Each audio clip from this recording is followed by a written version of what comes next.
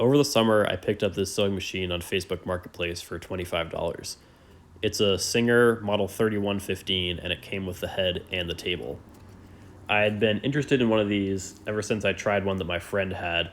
It's a pretty solid, simple, and tough sewing machine. They used to be used in industrial applications like tailoring shops and stuff like that.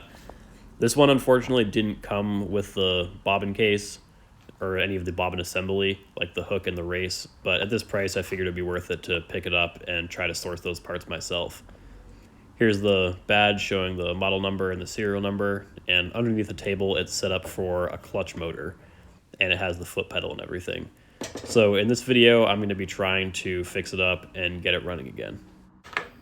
The first thing I wanted to do was get the machine cleaned up and oiled so that it would turn over a little bit better. And I started by taking off this front cover, turning over the machine, and looking at all the points that seemed like they pivoted or moved, and I applied a little bit of sewing machine oil to those spots. And I did this using a syringe so that I could get the oil in the right place.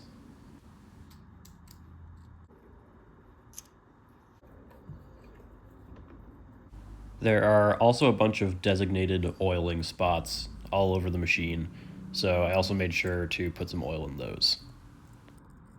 Taking off this cover up by the hand wheel on the back side of the machine gives you access to this crankshaft assembly up here, so I made sure to put some oil in there as well.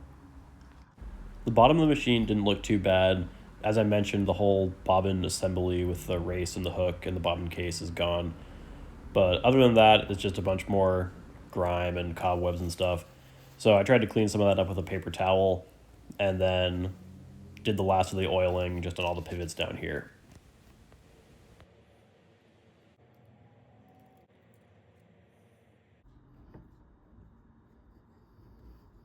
At this point, I noticed that the 2 feet on the bottom of the machine on the back side were broken off, and on one of them, it was broken off so badly that these threads were actually exposed.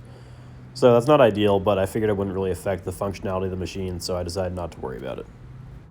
And after everything had been oiled, the whole machine was spinning around much easier, and it wasn't making any squeaking noises like it was before. So then it was time to reinstall this front cover, and then I took some sewing machine oil and just wiped all the dirt and grime off the outside of the machine, and it cleaned up pretty nicely.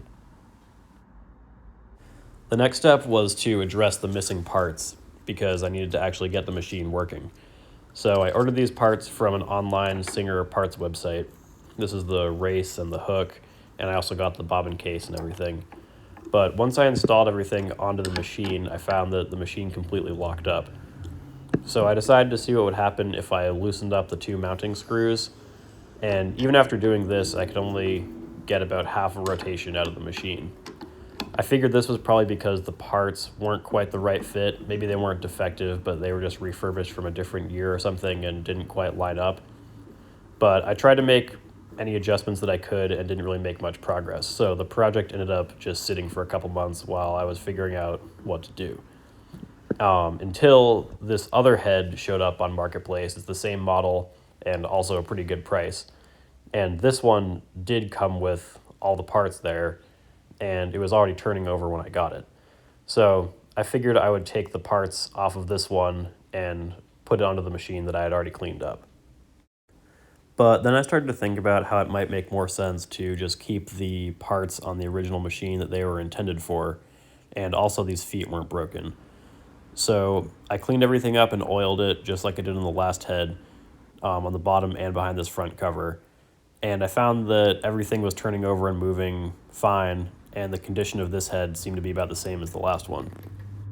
So I decided I was just going to use this machine, but I still needed to take apart the bobbin assembly on this one because this area was also pretty dry and grimy. So I took all that apart and cleaned all the parts off and put some oil on them, especially where the hook sits in the race. And then once I reinstalled them, everything was turning over better, and it had been previously making some kind of scratchy noises, but it wasn't doing this anymore. Another thing that I noticed on the new head was that the knee lifter wasn't working. And this is because since the feet weren't broken off, the machine was sitting a little bit higher in the table, and this rod wasn't making enough contact and it was slipping past that lever. But luckily this part is adjustable, so I just loosened the set screw and extended the rod a little bit, and then everything was working as expected. I have a feeling that somebody might have knocked off the feet on the last head on purpose in order to make it sit better inside the table.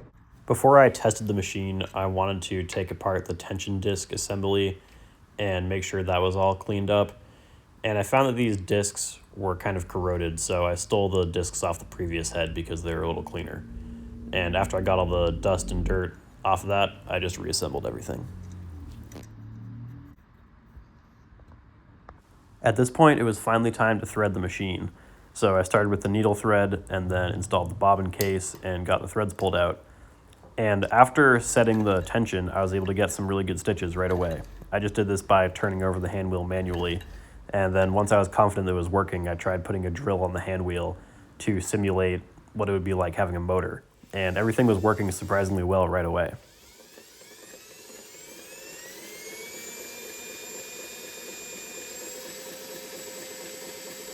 Since the machine was working pretty consistently and making good stitches, that meant it was time to get a motor.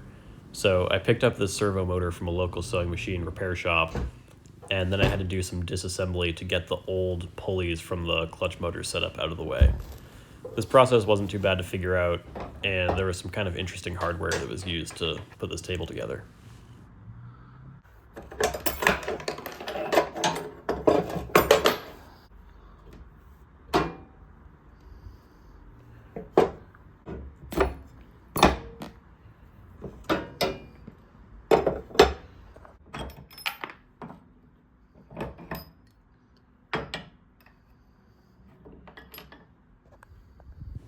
After I'd gotten the pulleys out of the way, it was pretty quick getting the table back together. So after I assembled that, it was time to line up the motor and drill some mounting holes. I noticed that there was already this hole on the back of the table that looked like it might be in the right spot for the front mounting hole by the pulley on the motor. So I did a quick test fit with a bolt in that and the rest of the motor resting on a pile of stuff I had laying around. And it was close, but it wasn't quite the right fit. So I decided to widen the hole a little bit so I could get it lined up. And I kind of kept widening it and doing test fits until I realized that I should have just drilled a new hole. But I eventually got it in the right spot and it works. So with that first hole in place, I was able to stick the motor on top of the table and line up the two rear bolts and mark drilling holes for those. With those two holes drilled, I installed the last two mounting bolts and then mounted the motor on the bottom of the table. It took some adjustment to get the two pulleys lined up, but once I did, I installed the treadle belt that I had, and I used a bent piece of safety pin wire to make a staple to hold the belt together. On one side of the belt, the clearance between the belt and the pre-existing hole in the table was a little tight, but it wasn't terribly close, and I don't think it was going to cause any issues. The motor came with a little power switch and fuse box that mounts on the bottom of the table, so I installed that with the screws that it came with. And then the last step was to attach the linkage from the foot pedal to the motor. And I did this using the little bracket that originally came with the table.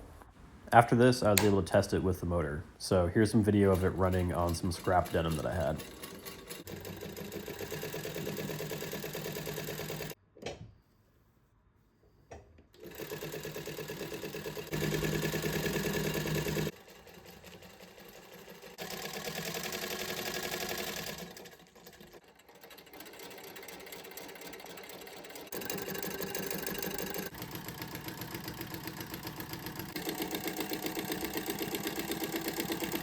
It didn't have any trouble sewing through multiple layers of denim folded over, so I decided to run it on some leather, and it did great on that too. So I think that's pretty much it for this video. I'll probably eventually get a bobbin winder and clean up the machine a little more thoroughly, but for the scope of this video, I just wanted to get the machine running well again, and I think that's been accomplished. So I hope it was helpful, and thank you for watching.